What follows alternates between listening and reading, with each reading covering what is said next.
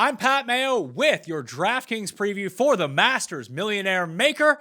And I want to talk about who you should be starting your lineups this week on DraftKings. Rick Gehman from RickRunGood.com and the Rick Run Good YouTube channel, CBS Sports Golf Digest, is on the line with me to break this through.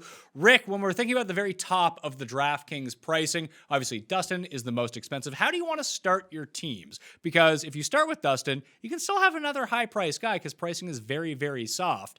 If it was you had to have your first man in, where do you think you would go?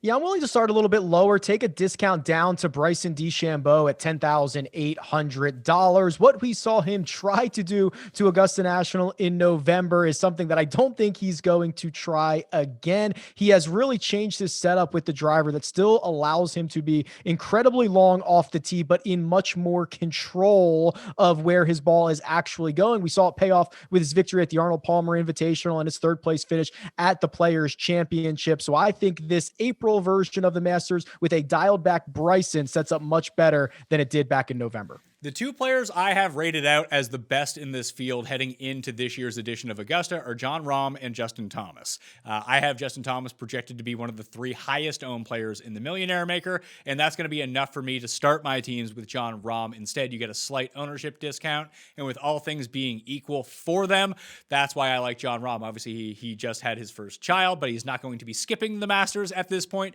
His lead-in form is amazing, and his Masters history quite good.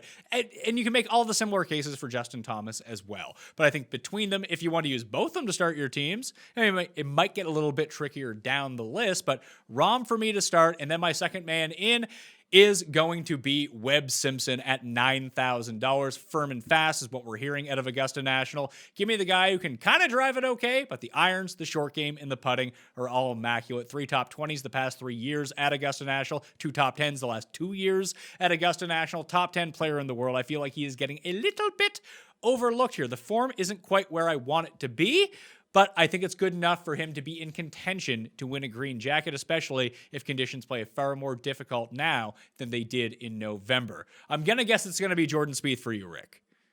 Jordan Spieth would be really close, and that what he has done since the start of 2021 is special. But no, I'm actually laser focused on Patrick Cantlay. He's $9,800 on DraftKings, and if you talk about lead-in form, the 90 days coming into this event, he has been absolutely phenomenal from tee to green. Since his win at the Zozo Championship, he has proven that he is in absolute control of every facet, which is what is required around Augusta National if you want to find success. The two separate course records that Patrick Cantlay has fired in the last couple of weeks is actually more than the number of cuts that he has missed in that same time frame. He's dialed in, he's ready to rock and roll, and he's coming off a consecutive top 20 finishes at Augusta National. I think it is primed and ready for Patrick Cantlay to don a green jacket.